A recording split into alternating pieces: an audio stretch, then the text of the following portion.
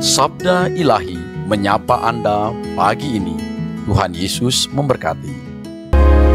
You made a covenant with me, signed by the blood that still speaks.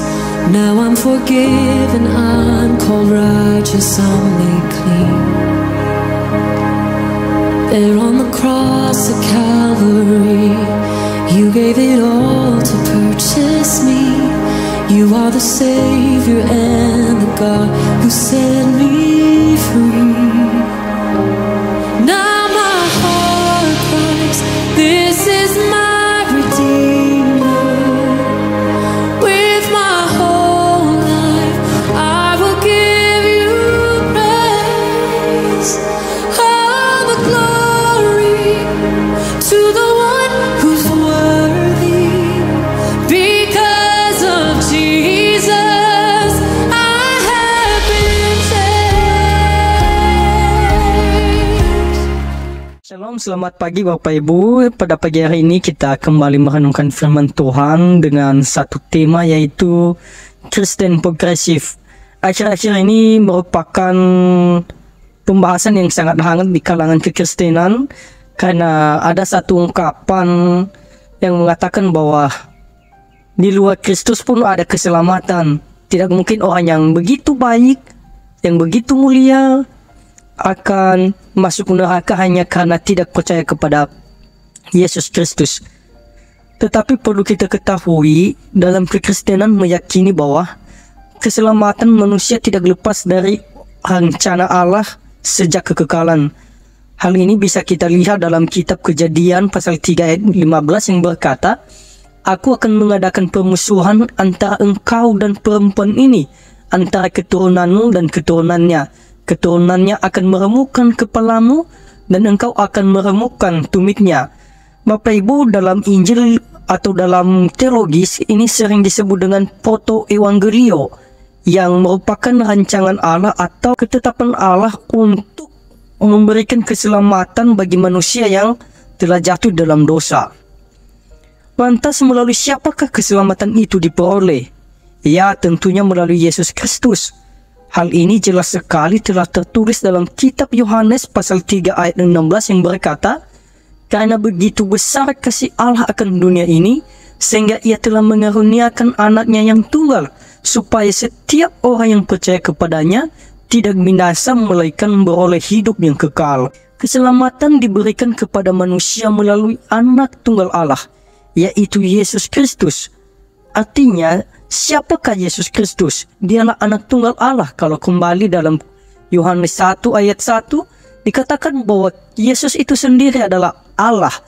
Bapak Ibu yang diberkati oleh Tuhan, kemudian dalam Ibrani 1 ayat 1 sampai 4 berkata, "Setelah pada zaman dahulu Allah berulang kali dan dalam pelbagai cara berbicara kepada nenek moyang kita dengan perantaraan nabi-nabi, maka pada zaman akhir ini ia telah berbicara kepada kita dengan perantara anaknya yang telah ia tetapkan sebagai yang berhak menerima segala yang ada. Oleh dia Allah telah menjadikan alam semesta. Ia adalah cahaya kemuliaan Allah dan gambar wujud Allah, dan menopang segala yang ada dengan firman-Nya yang penuh kekuasaan. Dan setelah ia selesai mengadakan penyucian dosa, ia duduk di sebelah kanan yang maha besar di tempat yang tinggi, jauh lebih tinggi daripada malaikat-malaikat, sama seperti nama yang dikaruniakan kepadanya jauh lebih indah daripada nama mereka." Memaparkan teks ini tentang pekerjaan yang dilakukan oleh Yesus Kristus, ialah untuk menghapuskan kutuk dosa atas kehidupan manusia akibat dari pelanggaran yang dilakukan oleh nenek moyang kita, yakni Adam dan Hawa. Sejak itulah rusak hubungan antara manusia dengan Allah. Bapak Ibu, ketika manusia diciptakan oleh Allah, maka manusia itu melanggar hukum Allah, sehingga rusaklah hubungan antara manusia dan Allah. Lalu, bagaimana manusia memperoleh keselamatan tersebut? Seperti yang telah dituliskan dalam Kejadian pasal 3 ayat 15, sedangkan keselamatan itu hal yang sangat mahal. Lalu dengan inisiatif Allah, memberikannya kepada manusia secara cuma-cuma, karena tak satu pun manusia dapat membalas atau membayar yang namanya keselamatan itu. Manusia tidak dapat membuat dirinya selamat di hadapan Allah. Seperti yang tertulis dalam Efesus 2 ayat 8-10 berkata, sebab karena kasih karunia kamu diselamatkan melalui iman, dan ini bukan perbuatanmu sendiri, itu adalah pemberian Allah, bukan hasil usahamu, supaya tidak ada seorang pun yang dapat memegahkan diri. Menjelaskan bahwa keselamatan itu pemberian Allah, dan tak ada satupun usaha manusia di dalamnya, murni pemberian Allah. Kemudian dalam Efesus 1 ayat 1-14 memberikan pernyataan bahwa Allah telah merancang keselamatan bagi manusia melalui Yesus Kristus, memperoleh penebusan oleh darah Kristus yang tercurah di atas kayu salib, menyatakan kehendaknya melalui Yesus Kristus, dan Yesus Kristus menyatukan manusia dengan Allah.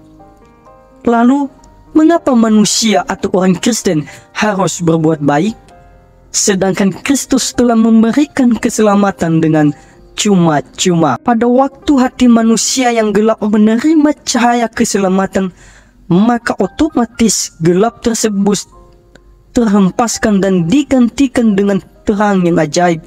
Yesus Kristus juga menyampaikan hal ini dalam Yohanes 12 ayat 46 yang berkata, Aku telah datang ke dalam dunia sebagai terang, supaya setiap orang yang percaya kepadaku jangan tinggal dalam kegelapan. Seketika itu cahaya datang dalam hati manusia yang sebelumnya mengenal Allah, maka manusia yang percaya kepada Kristus, mempercayai keselamatan yang ia berikan oleh Yesus Kristus, merubah pola pikirnya, paradigmanya, serta prioritas kehidupannya berubah. Artinya, kehadiran Kristus dalam diri manusia merubah paradigmanya dan cara hidupnya. Makanya kenapa manusia harus berbuat baik, itu juga kehendak dari Allah sendiri. Sekali lagi saya mengatakan bagi kita bahwa perbuatan baik merupakan refleksi respon dari iman kepada Yesus Kristus. Orang yang meyakini Kristus satu-satunya juru selamat, maka diwujudkan dalam perubahan moral, karakter, sikap, dan cara pandang. Dia mampu merefleksikan imannya, sebab Kristus berkehendak setiap orang yang percaya kepadanya harus berbuat baik dan menjadi terang bagi orang lain. Kita bisa membaca dalam Matius pasal 5 ayat 16 yang berkata, demikianlah hendaknya terangmu bercahaya di depan orang, supaya mereka melihat perbuatanmu yang baik dan memuliakan Bapamu yang di surga. Bapak Ibu yang diberkati oleh Tuhan, perbuatan baik bukanlah instrumen untuk keselamatan, melainkan hasil dan buah dari keselamatan yang telah diberikan kepada kita melalui Yesus Kristus. Kiranya kebenaran firman Tuhan ini memberkati kita semua, dan kita harus meyakini keselamatan satu-satunya hanya melalui Yesus Kristus. Perbuatan baik, tindakan kita tidak pernah menyelamatkan dan tidak pernah menjamin kehidupan kita untuk masuk ke dalam kerajaan surga. Kita bersatu dalam doa. Bapa Surgawi, terima kasih pada pagi hari ini kami telah merenungkan firman-Mu. Bila kami tetap bertumbuh di dalam Engkau dan meyakini bahwa Yesus Kristus adalah Tuhan dan Juru Selamat umat manusia. Ajarkan kami juga ya Bapa, untuk tetap merefleksikan setiap hal yang Engkau ajarkan kepada kami.